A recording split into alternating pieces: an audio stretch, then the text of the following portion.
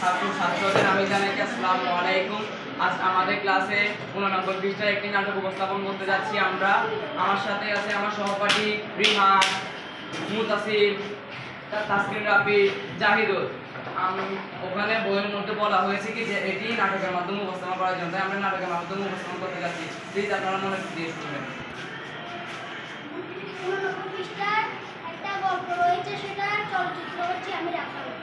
আমি নাটকটির পর্বের মধ্যে আমি বৃদ্ধার পাঠ্য উপস্থাপন করতে যাচ্ছি।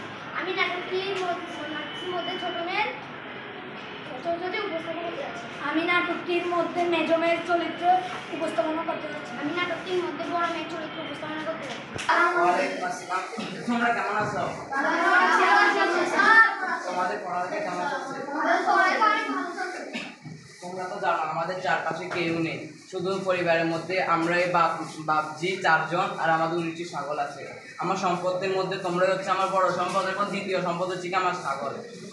তোমরা তো জানো আমাদের আশেপাশে কেউ নেই, তাই আমাদের কেউ দেখার জন্য নেই। শুধু গ্রামের মধ্যে কয়েকজন রাখাল আছে এবং তোমাদের কয়েকজন বন্ধু বা বান্ধবী আছে। বাবা এখন খুবই অসুস্থ।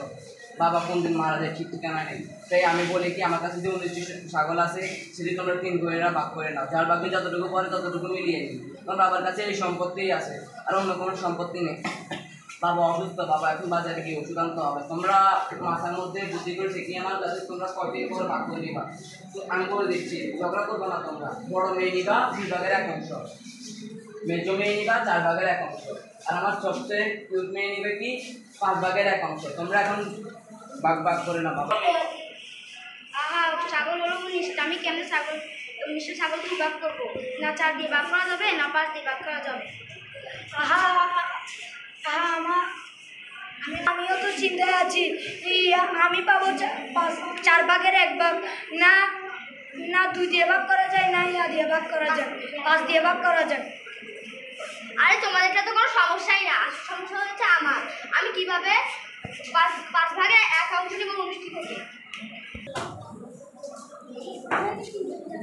হ্যাঁ, বাবা আমাকে বলেছে তার 19টি ছাগল ভাগ করে নিতে। ও পাবে, আমি পাবো 2 ভাগের 1 ভাগ, আমি পাবো 4 ভাগের 1 ভাগ, আর আমি পাবো 5 ভাগের 1 অংশ। এটা এখন কিভাবে আমরা ভাগ করে নেব? আচ্ছা, আমার কাছে একটা ছাগল আছে, তোমরা ভাগাভাগি করার পর আমাকে দিয়ে দাও। তোমাদের তো আমি বাড়ির পাশেই একজন আছে। আচ্ছা, তুমি ভাগাভাগি করার জন্য